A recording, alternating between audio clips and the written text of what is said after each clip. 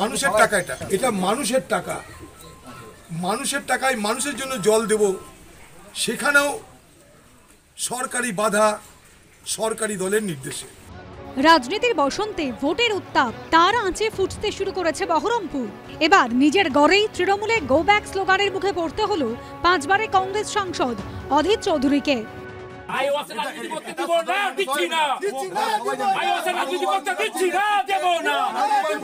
3-4টে কথা তৃণমূলের চোরটা পরে চলে এসছে, এসে স্লোগান দিচ্ছে অধীর চৌধুরী গো ব্যাক। তোমাদের বক্তব্যটা কি তাও তারা বলছে না? শিখিয়ে দিচ্ছে পুতুলকে, যেমন শিখিয়ে দিচ্ছে পুতুল তেমন গান নাচছে।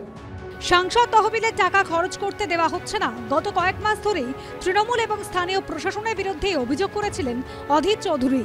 বুধবার বহরমপুর পুরসভার 15 নম্বর ওয়ার্ডের ইন্দ্রপ্রস্থে পানীয় জলে কল বসানো নিয়ে স্থানীয় বাসিন্দাদের কাছে সে কথাই বলছিলেন কংগ্রেস সাংসদ। মিউনিসিপ্যালিটি আমার হাতে নেই, তাই রাস্তাঘাট জল মনে করে দিতে পারি না, কিন্তু তবু তো শহরটা আমাদের, তাই যেখানে যেটুকু সুযোগ পাচ্ছি নিয়ে এসে দেওয়ার চেষ্টা আমার কাজ। বড় অদ্ভুত যুক্তি, পানীয় জল বসানোর সুযোগ দেবেন আমাদেরকে। হঠাৎ সেখানে হাজির হন কয়েকজন তৃণমূল কর্মী। এতদিন কেন করেননি তাহলে? এতদিন 25 বছর এতদিন কেন হয়নি?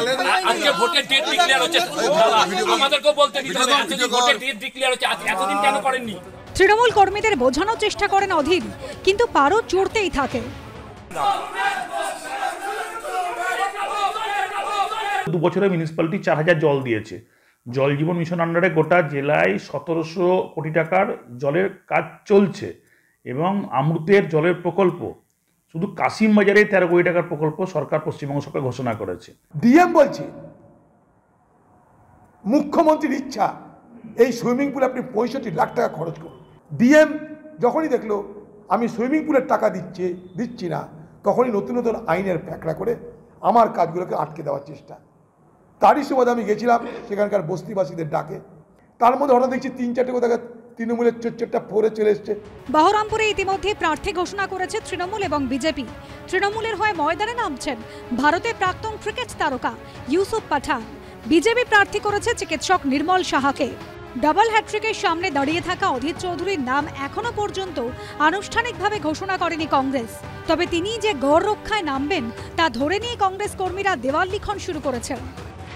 তৃণমূলের আস্তান মাস্তান যারা যারা আছো, প্রশাসন সব কান খুলে শুনে নাও, অধীর চৌধুরীর চ্যালেঞ্জ বহরমপুর শহরে এবং মুর্শিদাবাদের লোকসভায় এবং বাংলার নির্বাচনে সব জায়গায় নিশ্চয় আমি দোয়াতে পারবো না, কিন্তু মুর্শিদাবাদের নির্বাচনে, বহরমপুরের নির্বাচনে প্রত্যেকটা মানুষ আপনারা ভোট দিতে পারবেন।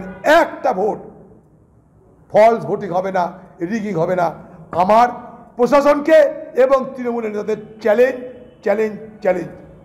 অধীর চৌধুরীর কাজ তো হচ্ছে এখানে সিপিএম এর সাথে বিজেপির কিছু অংশ বিজেপির সাথে মিলেমিশে সেই মমতা বন্দ্যোপাধ্যায়ের প্রতি এই যে ডেভেলপমেন্ট মমতা বন্দ্যোপাধ্যায় করেছেন বিগত 12 বছরে, যে ডেভেলপমেন্টের ছোঁয়া একবারে তৃণমূল স্তর পর্যন্ত পৌঁছেছে, মানুষের কাছে পৌঁছেছে, সেগুলো প্রশংসা ওনার মুখে কোনোদিন দেখিনি, বরঞ্চ কুৎসা অপপ্রচারের মধ্যে লিপ্ত থাকেন এবং তার এলাকায় ডেভেলপমেন্ট মানুষ পায়নি বলেই এই ধরনের বিক্ষোভের সামনে তাকে পড়তে হবে। 2019-এর লোকসভা ভোটে বহরমপুর লোকসভার অন্তর্গত 7টি বিধানসভার মধ্যে বেলডাঙ্গা, রেজিনগর, নওদা, ভরতপুর এবং বড়োয়ায় পিছিয়ে ছিলেন অধীর। লিড পেয়েছিলেন বহরমপুর এবং কান্দিতে। 2021-এর বিধানসভা নির্বাচনে 7টি বিধানসভার মধ্যে 6টিই যায় তৃণমূলের দখলে, একটিতে জয়ী হয় বিজেপি। ফলে পর্যবেক্ষকদের মতে বহরমপুরের এবারের লড়াই মোটেই সহজ হবে না। কড়া টক্করে সেই আঁচ টের পাওয়া যাচ্ছে ভোটের আগে থেকেই। রাজীব চৌধুরী ও কৃষ্ণেন্দু অধিকারীর রিপোর্ট, এবিপি আনন্দ।